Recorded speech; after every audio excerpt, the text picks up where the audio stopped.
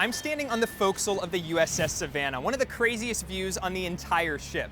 Now, if you zoom out a little bit and look at this ship from the front, you'll quickly realize that it looks completely different from any other ship in the Navy fleet. In fact, as we were getting ready to board this morning, you sort of see the look on people's faces as this thing pulls into port. They're trying to figure out what the heck it is. I even heard it compared to the Klingon bird of prey from Star Trek. Now, I'll be honest, this ship does look crazy, but if you take a second to dive a little bit deeper and start to research the history and the reasons why this ship was designed to look the way that it does, it's pretty eye-opening. The Littoral Combat Ship's history starts back in the 1990s, when the US Navy realized its Cold War-era cruisers and destroyers, which had been designed for open ocean warfare, would be vulnerable in shallow coastal waters, facing threats from high-speed boats, small submarines, underwater mines, and anti-ship missiles.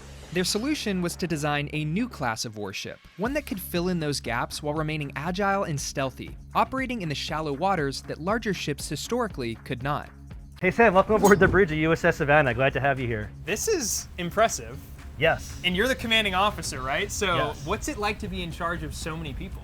I would say an honor, a privilege, and something I didn't really expect I'd be doing when I was back in high school in New York, or even when I was in college, that I would one day be able to have this level of responsibility and be in charge of a ship that's really this cool, and in my opinion, kind of biased, the best crew in the US Navy. And this is a really fast ship compared to the other ships in the Navy Yes. too, right? What's the max speed it can go, and what do you guys typically go at? Yeah, 40 plus knots, right? So in your car, you're at 35 miles an hour. Yeah, it's not fast. But on the ocean, that's pretty darn You're fast. hauling. Yeah, absolutely. So 40 plus knots, up to hovering in place, which is also what these water jets enable us to do, which again, pretty cool for LCS.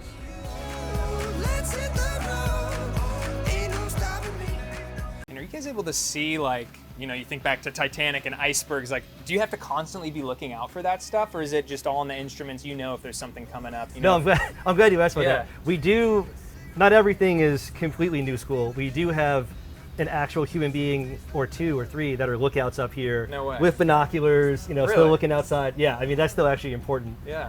In terms of, we have cameras and we have the radars and everything else, but you sometimes can't replace that human being out there actually looking out for the iceberg, the little small boat, or something else like that.